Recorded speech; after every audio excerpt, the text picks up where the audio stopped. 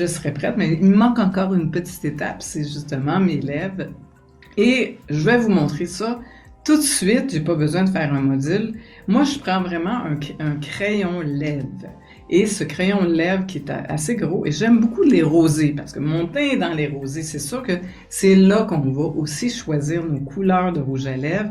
C'est là qu'on va mettre un peu plus d'ampleur. Moi, si j'aime le côté plus naturel, je vais utiliser seulement le liner et par la suite un gloss ou quelque chose de luisant qui est par-dessus.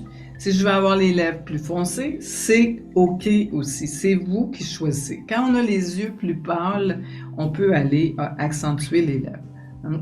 C'est ça que c'est l'idéal de le faire devant un miroir. Donc, vraiment, je mets des petits points. Vous voyez, je ne suis pas complètement remplie. Mes lèvres ne sont pas complètement remplies. Et là, qu'est-ce que je vais faire? C'est que je vais prendre un luisant à lèvres et je peux donner la couleur que je veux. Donc, ça dépend du crayon et ce qui arrive quand on utilise cette astuce, à la place de mettre un rouge à lèvres qui peut rentrer dans les ridules qu'on aime moins, donc avec le crayon à lèvres partout sur les lèvres, c'est que ça reste beaucoup plus longtemps et par la suite, on a juste à rajouter notre luisant à lèvres. Il peut être coloré aussi, le luisant à lèvres. Moi, je prends un luisant qui est un petit peu rosé. J'aime tout le temps avoir... Le rosé donne toujours une bonne mine, finalement.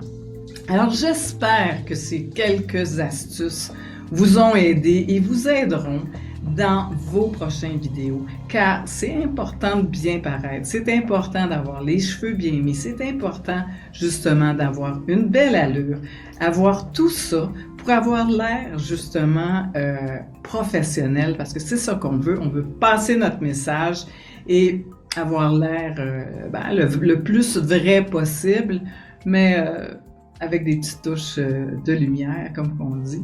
Et dans les prochaines vidéos, je vous expliquerai aussi comment faire nos vidéos. Et nous avons aussi la formation « Comment faire vos vidéos » pour les débutants. Et c'est une formation que je vous recommande beaucoup. Donc, je vous invite aussi à aller sur le groupe Zéro Techno, car c'est là que vous allez pouvoir poster vos photos, demandez vos questions. Si vous avez des questions justement qui relient cette formation, n'hésitez pas, je vais être là pour vous aider.